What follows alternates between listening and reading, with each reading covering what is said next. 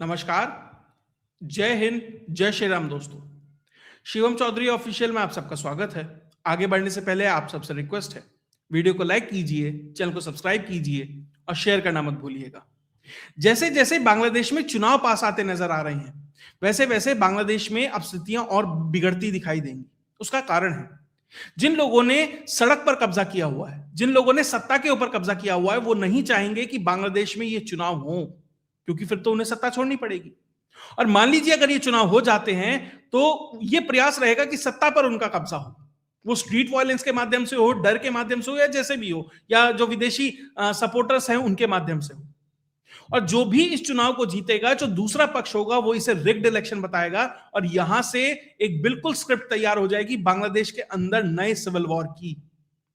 और इसीलिए शायद भारतीय एजेंसीज, भारतीय सरकार, भारतीय फौज इस चीज के लिए तैयार है कि यहां से अगर स्थितियां बिगड़ती हैं और या उसका इस्तेमाल पाकिस्तान, अमेरिका या कोई भी भारत के अंदर किसी भी इवेंचुअलिटी के लिए करता है, तो उसके लिए तैयारियां किस तरीके से की जा रही हैं, आज उसी के ऊपर चर्चा होगी। और तारिक रहमान की एंट्री जिस तरीके से बांग्लादेश में हुई है, उसे भारत को कैसे लेना चाहिए, भारत के पक्ष में है, विपक्ष में है, न्यूट्रल है, यहां से क्या होता नजर आएगा, उसके ऊपर भी चर्चा होगी। क्योंकि जिस तरह की स्थिति आज की बांग्लादेश की है, जो parliamentary standing committee on external affairs है, उसने साफ कह दिया कि बांग्लादेश की स्थिति जो 1971 से ठीक पहले थी बांग्लादेश में, उसी स्तर पर है। वही स्ट्रेटेजिक थ्रेट भारत के लिए बांग्लादेश आज के समय में है जो उस समय था। जितनी मेहनत उस समय करनी पड़ी थी, उतनी ही अब करनी पड़ेगी। और उसके लिए अब तैयारियां भारतीय फौज ने करनी शुरू कर दी है। क्योंकि खबर यह है कि जो ईस्टर्न कमांड है, उसमें जो फौज है वो फॉरवर्ड डिप्लॉयमेंट होने शुरू हो गई है। जो फॉरवर्ड बेसिस हैं, उनकी तरफ अब सेनाओं को आगे बढ़ाया जा रहा है। अभी यह कहा जा रहा है कि बांग्लादेश भारत के लिए थ्रेट नहीं है। अभी जो थ्रेट परसेप्शन है वो उस हाई कैटेगरी में नहीं पहुंचा कि मतलब कि भाई कभी भी युद्ध हो सकता है और भारत को बड़ा नुकसान होगा, नहीं। हाँ, लेकिन उसके लिए तैयारियां हैं। ऐसा नहीं है कि आपका दुश्मन या आपका जो खतरा है छोटा है तो आप आराम से घर बैठ जाएं। तैयारियां तो आपको उतनी ही करनी पड़ेंगी। अभी वेट एंड वॉच की स्थिति है, लेकिन तैयारियां क्या चल रही हैं, देखिए, जो भी जानकारी दूंगा सारी की सारी ओपन सोर्स में उपलब्ध है। कोई ऐसी जानकारी नहीं है कि गुप्त है। जो सबको पता है वही बता रहा हूं। पहली, बहुत सारे जो MI-17 हेलीकॉप्टर्स हैं और लगभग 4 चिनूक हेलीकॉप्टर जो साउथ ईस्ट ऑफ मेघालय है, यानी कि जो बांग्लादेश से लगती हुई बॉर्डर है मेघालय की, वहां पर पहुंचे हैं बहुत सारा डिप्लॉयमेंट लेकर। क्योंकि जो मेघालयन बॉर्डर है, जो मेघालय का और बांग्लादेश का बॉर्डर है, उस पे या कहें पूरे के पूरे बॉर्डर के ऊपर, बांग्लादेश के पूरे बॉर्डर के ऊपर air force, army, BSF, Assam rifles, हर एक को हाई अलर्ट की पोजीशन पर कह दिया गया है कि भैया अलर्ट रहना है अब यहां से। अब इंतजार मत कीजिए कि दिल्ली कुछ कहेगा तभी आपको कुछ करना है। दिल्ली को जो कहना था वो कह दिया। अब यहां से किस तरीके से स्ट्रेटेजी बनानी है, किस तरीके से आपको ध्यान देना है, ये अब आपकी जिम्मेदारी है। जो ईस्टर्न कमांडर के अधिकारी हैं और जो वहां पर जो भी कंसर्न अधिकारी होंगे बॉर्डर पे, सबको कहा है कि अब अपनी तैयारियां शुरू कर दो भैया। होगा नहीं होगा वो अलग बात है, लेकिन तुम अपनी तैयारी रखो। उसके अलावा जो आसाम है, वहां पर जो दुबरी में नया लचित बोरफुकन मिलिट्री स्टेशन है, वहां पर भी डिप्लॉयमेंट बढ़ा दिया गया है। साथ ही जो रांगिया मिलिट्री स्टेशन है, वहां पर भी बहुत सारा डिप्लॉयमेंट दुबरी से लाकर वहां पर रखा जा रहा है। और ये ठीक जो अपोजिट रंगबूट डिवीजन है ना, उसके अपोजिट वाला जो हिस्सा है, वहां पर ये सब पड़ता है। यानी जो असम वाला हिस्सा है उसमें भी तैयारियां शुरू हैं। जो मेघालय वाला हिस्सा है, वहां पे भी बहुत सारा डिप्लॉयमेंट है। लगातार वहां पर सॉर्टीज की जा रही हैं। वो अलग बात है कि जो एयरफोर्स की सॉर्टीज हो रही है, जो हेलीकॉप्टर जा रहे हैं, उन्हें रूटीन बताया जा रहा है और उसी तरीके से होता है, होना भी चाहिए। आप उसी तरीके से कम्युनिकेट करते हैं, क्योंकि मान लीजिए आप इसे ऑफिशियली बोलेंगे वॉर प्रिपेयर्डनेस है, तो जो एडवर्सरी है उसे मौका मिल जाएगा ये कहने का कि देखो हमारे ऊपर युद्ध होने वाला है, हम युद्ध नहीं चाह रहे, ना करेंगे। हाँ, जवाब जरूर देंगे और उसकी तैयारी है। तो जो सेनाएं हैं वो उस हिसाब से अब अपनी तैयारियां कर रही हैं। जो मानिक शाह ने कहा था ना, त्रिपुरा के सीएम ने कुछ टाइम पहले, कि भैया बटन दबाने से होंगी अब ज्यादातर चीजें, तो बटन दबाने के लिए भी आपको इंफ्रास्ट्रक्चर चाहिए। वो तैयार किया जा रहा है कि यहां से अगर कुछ हो तो उसका जवाब दिया जाएगा। त्रिपुरा में भी नया बेस बनाया जा रहा है। और जो मिजोरम है, वहां पर तो अभी जो लेफ्टिनेंट जनरल थे, उनका नाम था RC तिवारी, ईस्टर्न कमांड के जो जीओसी हैं वो ऑलरेडी मिजोरम में गए थे, 2-3 जगह जो आउटपोस्ट हैं उनके ऊपर, बॉर्डर आउटपोस्ट है उनके ऊपर उन्होंने उसका निरीक्षण भी किया था। और लगभग 85 आर्मर्ड जो फॉरवर्ड बेसिस हैं, फॉरवर्ड आउटपोस्ट हैं, माफ कीजिएगा, वो तैयार कराए जा रहे हैं। तो तैयारियां पूरी हैं उस पूरी के पूरे बॉर्डर एरिया के अंदर कि किस तरीके से इन चीजों को, यहां से अगर एस्केलेट होती हैं चीजें तो सेनाएं यहां से आसानी से अपने ऑपरेशंस को कर सके। और जिस तरीके से भारत की खास नजर, देखिए ऊपर वाले चिकन नेक की सबकी नजर है कि सिलीगुड़ी का कॉरिडोर है, उसको हमें चौड़ा करना है, 22 किलोमीटर से फला किलोमीटर करना है। बहुत सारे उत्साहित यूट्यूब चैनल तो यही भी कह रहे हैं कि वो ऑलरेडी हो चुका है। देखिए ऐसा नहीं है, हमें उस नैरेटिव से भी बचना चाहिए, क्योंकि उसका इस्तेमाल फिर बांग्लादेश के अंदर होता है कि भैया देखो इंडिया वाले तो कह रहे हैं हम घुस गए हैं। वो चीजें नहीं होनी चाहिए। अभी जितना ऑफिशियली अवेलेबल है उतने तक ही बात करें तो ज्यादा बेहतर है। लेकिन एक चिकन नेक नीचे भी है, चिटागोंग हिल ट्रैक्स वाला, मात्र 28 किलोमीटर, यानी त्रिपुरा से और जो समुद्र है बे ऑफ बंगाल का, मात्र 28 किलोमीटर है। इतना छोटा चिकन नेक है। और यह बात बांग्लादेश भी समझता है कि भैया इसको हमें गार्ड करना बहुत जरूरी है, क्योंकि ये ऊपर वाले से ज्यादा नीचे वाले पे खतरा है। इसलिए उन्होंने वहां पे अपना एक आर्मर्ड वहां पर एक अपना आर्मर्ड पुलिस माउंटेन बटालियन उन्होंने अब वहां पे तैनात कर दिया 3 डिस्ट्रिक्ट्स के अंदर, बंदरबन, रंगामाती और खागराचारी करके 3 जिले हैं। वहां पर ऑलरेडी अपनी आर्मर्ड पुलिस माउंटेन बटालियन उन्होंने वहां लॉन्च कर दी है, पैरामिलिट्री फोर्स है।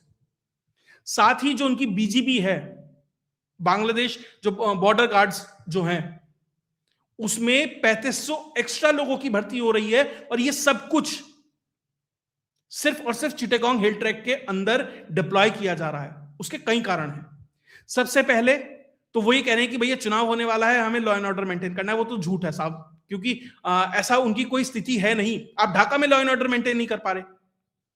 अभी जो एक हिंदू मारा गया, उसके बाद एक और हिंदू मारा गया है, उसका नाम है अमृत मोंडल, उसकी हत्या हुई है। 22 दिन में 11 से ज्यादा हिंदू मारे जा चुके हैं, गांव जलाए जा रहे हैं। चिटागोंग हिल ट्रैक में वो काम हो रहा है, तो कौन सा लॉ एंड ऑर्डर मेंटेन कर रहे हो? अब तो कर नहीं पा रहे, चुनाव के समय करोगे जब स्थितियां तुम्हारे हाथ में होंगी ही नहीं। अब से 1 महीने बाद और स्थितियां कितनी खराब हो जाएंगी सब जानते हैं। यहां पर उनके सिर्फ और सिर्फ 2 एजेंडा हैं। पहला, डेमोग्राफी कैसे चेंज की जाए। जो बांग्लादेश में रहने वाला बंगाली मुसलमान है उसको वहां पर लाकर डेमोग्राफी चेंज की जा रही है जल्दी से जल्दी, कि भारत के साथ कुछ हो या चुनाव हो या आने वाला जो भविष्य हो, उसके लिए जल्दी से जल्दी जितना हो सके डेमोग्राफी चेंज कीजिए फटाफट, ताकि भारत भी अगर कोई ऑपरेशन करे तो उसके लिए एक ये वल्नरेबल पॉइंट हो जाए, उतना इजी ना हो। यहां की जो इंडिजीनियस पॉपुलेशन है वो ना खड़ी हो जाए कि भैया हमें तो भारत के साथ मिलना है। वो बुद्धिस्ट, वो हिंदूज, वो चकमा ट्राइब्स वो ना बोलने लगे। और दूसरा, आपको डर है कि भारत कुछ कर सकता है, तो वहां पर आप अपनी सिक्योरिटी को बीफ अप कर रहे हैं, बढ़ा रहे हैं। इसलिए बांग्लादेश भी समझ रहा है कि यहां से अगर कुछ होता है तो हमें सबसे बड़ा वल्नरेबल पॉइंट हमारा छोटे वाला जो नीचे का चिकन नेक है, चिटागोंग हिल ट्रैक वाला, वो है, उसके लिए वो तैयारी कर रहा है। इसके अलावा अब कुछ बहुत सारी इनपुट्स भी भारत को आ रही है। शायद उन्हीं इनपुट्स के आधार पर भारत जो ये मिलिट्री डिप्लॉयमेंट, ईस्टर्न फ्रंट जिस तरीके से काम कर रहा है, शायद इसीलिए ये सब चीजें हो रही हैं। क्योंकि जो आईएसआई बैक्ड टेरर ऑर्गेनाइजेशंस हैं, वो भारत के ईस्टर्न फ्रंट के अंदर बड़े इन्फिल्ट्रेशन की तैयारी है। जैसे हमने सुना है ना, पाकिस्तान में लॉन्च पैड है, भावलपुर में है, यहां रावला कोट में है, इधर है, उधर है, 10-12 नाम हम सुनते हैं। और भारत ने ऑपरेशन सिंदूर के समय 20 से ज्यादा टारगेट सेट भी किए थे, हमला शायद 9 पे किया था। ऐसे ही बांग्लादेश के अंदर भी वो लॉन्च पैड्स या टेरर एक्टिविटीज के लिए तैयार किए जा रहे हैं लोग, कि भारत के अंदर इन्फिल्ट्रेट कीजिए। और वहां से भारत के अंदर इन्फिल्ट्रेट करना ज्यादा आसान है, क्योंकि उधर फेंसिंग बहुत ज्यादा है पाकिस्तान की साइड, बांग्लादेश की साइड नहीं है। टेरेन इस तरह का है, अभी तो फेंस ही पूरा नहीं हो पाया। शायद इसीलिए ये फॉरवर्ड डिप्लॉयमेंट्स हो रहे हैं, बीएसएफ को अलर्ट पे रखा गया है, क्योंकि पीस टाइम में उसी को चीजें संभालनी है। अभी जो अलकायदा बैक्ड हरकतुल जिहाद अल इस्लामी बांग्लादेश, साथ ही जिहादुल मुजाहिदीन बांग्लादेश, अंसार उल बांग्ला टीम और जमात उल अंसार फिल हिंदल शरीकिया, ये कई सारे आतंकवादी संगठन हैं जिनका इस्तेमाल आईएसआई भारत के खिलाफ कर सकता है। और ये क्रेडिबल इनपुट है भारत के पास। अभी कुछ दिन पहले आईएसआई के ही कुछ अधिकारी, जो पाकिस्तानी इंटेलिजेंस के कुछ अधिकारी हैं, वो ऑलरेडी गए थे बांग्लादेश में, और वो कवर किया था मैंने आपके साथ कि उन्होंने किस तरीके से जो इंडिया का चिकन नेक है उसका हेलीकॉप्टर से दौरा किया था। 3 या 4 कितने हेलीकॉप्टर उन्होंने किराए पर लिए थे, और जो बांग्लादेशी इंटेलिजेंस के अधिकारी हैं, सेना के अधिकारी हैं, उनके साथ उन्होंने उन सब एरियाज का निरीक्षण भी किया था। तो वो चाहेंगे कि यहां से कोई एक ऐसी माचिस दिखाई जाए, कुछ ऐसा प्रयास किया जाए कि भारत के लिए मजबूरी हो कुछ ना कुछ हार्ड एक्शन लेने के लिए, और फिर यहां से चीजों को पलटा जाए। भाई चुनाव ना हो, भारत को फंसाया जाए, जो पिछले 10-12 दिन से जो बातें रखी जा रही हैं वो प्रयास है। तो ये वो इनपुट्स हैं जो समझाते हैं कि किस तरीके से वो अपनी तैयारियां मुकम्मल कर रहे हैं कि भैया इस बार भारत को यहां पर फंसाना जरूर है। लेकिन ऐसा नहीं है, भारत भी इस एरिया में कोई कच्चा खिलाड़ी नहीं है, कोई चीजें कमजोर नहीं है। ये वो सारे बेसिस हैं जो भारत के इस एरिया में है। देखिए, बांग्लादेश को ये कहना बहुत आसान है कि 48 घंटे में कार्यक्रम निपट जाएगा, 72 घंटे में, निश्चित तौर पर निपट जाएगा, लेकिन वो 48 और 72 घंटे तो आपको करने पड़ेंगे ना। वो तो आपको ग्राउंड में उतरना पड़ेगा, और आपने वो जीत लिया, उसके बाद उसको होल्ड रखना, उस एरिया में जो क्याओस हो रहा है उसको संभालना, वो बड़ी जिम्मेदारी है। 1971 का युद्ध आपने जीत लिया, उसके बाद बांग्लादेश को कैसे संभालना है उसमें तो आप विफल हो गए ना। शेख मुजीबुर रहमान की हत्या हो जाती है, फिर ये तारिक रहमान का बाप वहां पे आ जाता है, फिर उसकी भी हत्या हो जाती है, फिर किस तरीके से तख्ता पलट होते हैं, फिर ये एक radical Islamist ISI bagged radicals का गढ़ बन जाता है, वहां तो आप विफल रहे ना। तो ये बहुत जरूरी है, लेकिन उन चीजों को संभालने के लिए भारत के पास मुकम्मल एक बेहतर इंफ्रास्ट्रक्चर आज के समय में वहां पर है। पानागढ़ में 17 स्ट्राइक कोर है, तो डर नहीं है भारत को कुछ। उसके अलावा सिलीगुड़ी में 33 कोर, तेजपुर में 4th और दीमापुर में 3rd कोर। ये वही कोर है जिसके तहत मिजोरम के अंदर पूरा का पूरा तैयारियां की जा रही हैं। फॉरवर्ड बेसिस पे जो भी जानकारियां 2 दिन से दे रहा हूं वो सारी चीजें हैं। जो 3rd कोर है इसे स्पीयर कोर कहा जाता है, 4th कोर गजराज, 33rd कोर को आप त्रिशक्ति, क्योंकि ये वो जगह है जहां से सिलीगुड़ी को सबसे ज्यादा सिक्योर रखना है, उस पूरे कॉरिडोर को। और उसके अलावा जो 17th कोर है पानागढ़ में, स्ट्राइक कोर है। तो सिक्योरिटी के हिसाब से भारत को डर कुछ नहीं है, लेकिन हां आपको सतर्क रहना है, यह ज्यादा जरूरी है। अब कुछ लोग हैं, जैसे सिलीगुड़ी वाला जो कॉरिडोर है, अभी 3 गैरिसन यहां पर बननी है, चोपड़ा के अंदर, दुबरी के अंदर और किशनगंज के अंदर। अब ये खबर आ रही है, नवंबर के पहले हफ्ते में लगभग खबर आई थी कि यहां पे 3 गैरिसन्स बननी है। लेकिन अब सिर्फ खतरा क्या बांग्लादेश से है? नहीं, भारत में भी बहुत सारे लोग बैठे हैं जो 0.5 फ्रंट के तौर पर काम कर रहे हैं, जो नहीं चाहते हैं कि यहां से कुछ ऐसा हो कि भैया जवाब दिया जा सके। जब यह खबर आती है कि किशनगंज के अंदर हम एक गैरिसन बना रहे हैं, तो वहीं पर ओवैसी की ही पार्टी का एक एमएलए है जिसका नाम है तौफीक आलम। क्या कह रहा है कि यहां हम ये गैरिसन वेरिसन, सेना का अड्डा, ये सब नहीं बनने देंगे। स्टेशन, सेना का स्टेशन किशनगंज में नहीं बनेगा, जैसे किशनगंज भारत में नहीं हो, किशनगंज बांग्लादेश का हिस्सा हो और वहां बनाने के लिए कोई कह रहा हो। इस तरीके से ये तौसीफ आलम बात कर रहा है, मुख्यमंत्री को चिट्ठी लिख रहा है, डीएम को चिट्ठी लिख रहा है। क्या कह रहा है कि किसानों की उपजाऊ जमीन चली जाएगी। सवाल यह है ऐसे 0.5 फ्रंट वालों से, भैया कल अगर यहां पे खतरा आता है, चाइना यहां आ जाता है या बांग्लादेशी यहां पर आ जाते हैं, तो क्या वो जमीन बचेंगी भी किसानी करने के लिए? अगर सेना की जमीनें वहां नहीं होंगी तो, अगर सेना का बेस वहां नहीं होगा तो। सेना ने 3 गांव वहां लेने की बात की, लेकिन वही यूजुअल सस्पेक्ट्स मैदान में कूद पड़ते हैं कि नहीं, हम नहीं बनने देंगे। किसानों को बाकायदा मुआवजा दिया जाएगा, और नेशनल सिक्योरिटी से बड़ा कुछ नहीं होता। ठीक है, डिस्प्लेसमेंट होगा, उसके लिए मुआवजा दिया जाएगा, उन पैसों को लेकर किसान दूसरी जगह जमीन खरीद सकता है। और ये वो जगह है जहां डेमोग्राफी किस तरह की है, 70% खास तरह की डेमोग्राफी है यहां पर। यहां का एमपी है मोहम्मद जावेद, वो संसद के अंदर सवाल उठा रहा है कि नहीं नहीं, यहां स्टेशन नहीं बनना चाहिए। क्यों नहीं बनना चाहिए? क्योंकि अगर यहां ढंग से एनआरसी हो जाए, ढंग से अगर पता लगे, तो इसके आधे वोटर बांग्लादेशी निकलेंगे। इसलिए डर है इसे, इसलिए दिक्कत है, इसलिए विरोध कर रहा है। और सवाल उस ओवैसी से है जो संसद में खड़े होके कि भैया भारत का पक्ष ले रहा हूं, भारत की बात कर रहा हूं। एक बार भी बोला? क्या कहा तौसीफ आलम ने? क्यों नहीं इसका विरोध किया पार्टी से, क्यों इसे निष्कासित नहीं किया? साफ कहना चाहिए भैया ये हमारी पार्टी का स्टैंड नहीं है, हम सेना के साथ खड़े हैं, लेकिन नहीं बोलेंगे क्योंकि आपको तो अलतकिया करना है, संसद के अंदर खड़े होकर कहना है कि नहीं हम भारत के साथ हैं। 100 दिन गाली दो, एक दिन अच्छे से बोल दो, पब्लिक भी खुश हो जाती है, देखो ओवैसी बोला, ओवैसी बोला। तो ये जिम्मेदारी अब पार्टी प्रेसिडेंट पे भी बनती है, असदुद्दीन ओवैसी पे भी बनती है कि बताएं आपका एमएलए क्या कह रहा है और आप चुप क्यों हैं अब तक। ये स्थिति है।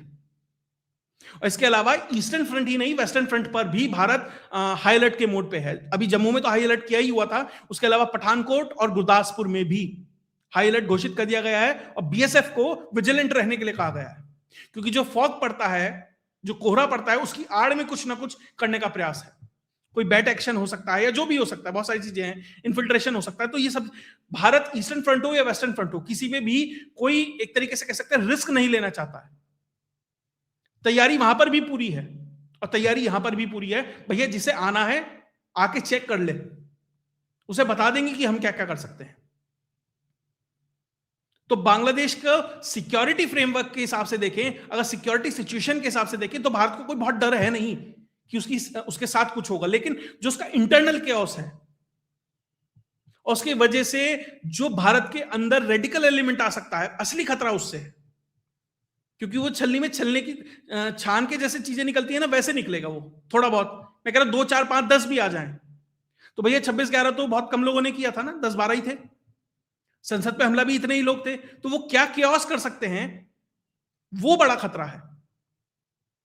और जो तारिक रहमान आया है ना, देखिए बहुत लोग असेस कर रहे हैं इस चीज को, मैं भी इसी तरीके से देख रहा था कि शायद ये आवामी लीग और बीएनपी का कहीं ना कहीं पीछे से एक बैकग्राउंड में बातचीत हो गई है कि ठीक है हम नहीं लड़ सकते, तुम लड़ लीजिए। लेकिन मुझे लगता है कि अभी इसे थोड़ा सा ना रुक कर संभल कर सोचने की बात है कि यहां से चीजें कहां जाएंगी। अभी ये असेस करना कि वो भारत के पक्ष का है या भारत के विरोध का है, कहना थोड़ी जल्दबाजी है। क्योंकि कहा तो ये जा रहा है कि भैया आवामी लीग क्योंकि चुनाव नहीं लड़ पाएगी तो बीएनपी चुनाव जीत जाएगी, और भारत ने कहीं ना कहीं बीएनपी से बातें करनी शुरू हो गई है। लेकिन क्या इतनी आसान है उस बीएनपी से बात करना?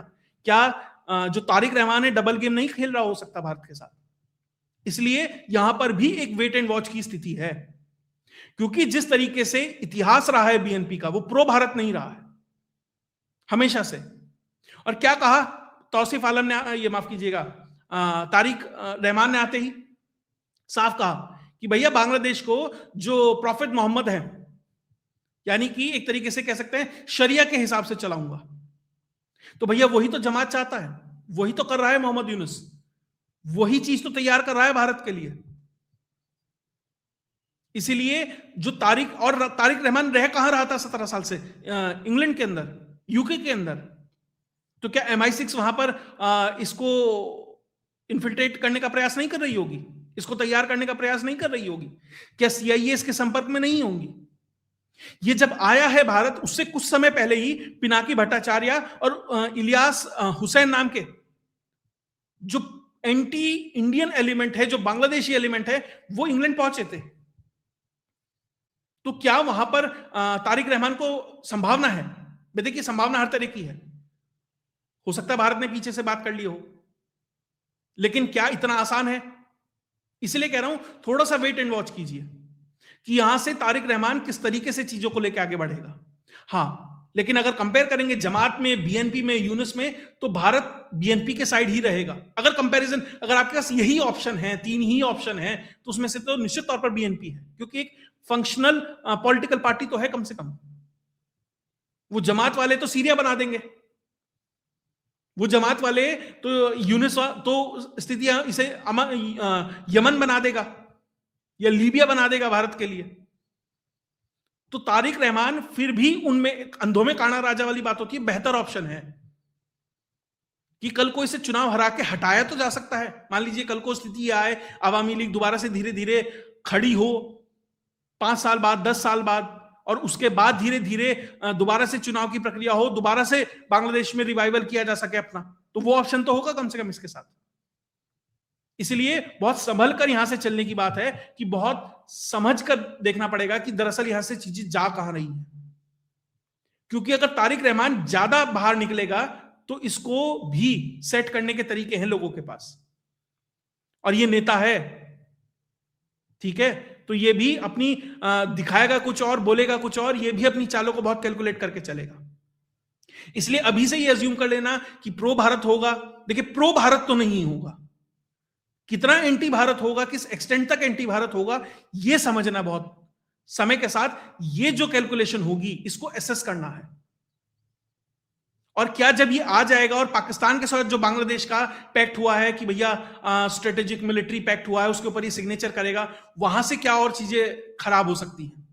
इसलिए कह रहा हूं बांग्लादेश में चुनाव के बाद स्थितियां और खराब हो सकती हैं, और उससे पहले भारत को भी प्रोवोक किया जाएगा, इसीलिए ये सब तैयारियां चल रही हैं। खैर, इन सब तैयारियों से रिलेटेड जो भी चीजें होंगी, बांग्लादेश में जो भी कुछ हो रहा होगा, और भारत में भी जो जो गतिविधियां हो रही होंगी, वो सब आपके साथ लेके आता रहूंगा। अगर ये वीडियो विश्लेषण अच्छा लगा तो वीडियो को लाइक कीजिए, चैनल को सब्सक्राइब कीजिए और शेयर करना मत भूलिएगा। जय हिंद, जय भारत।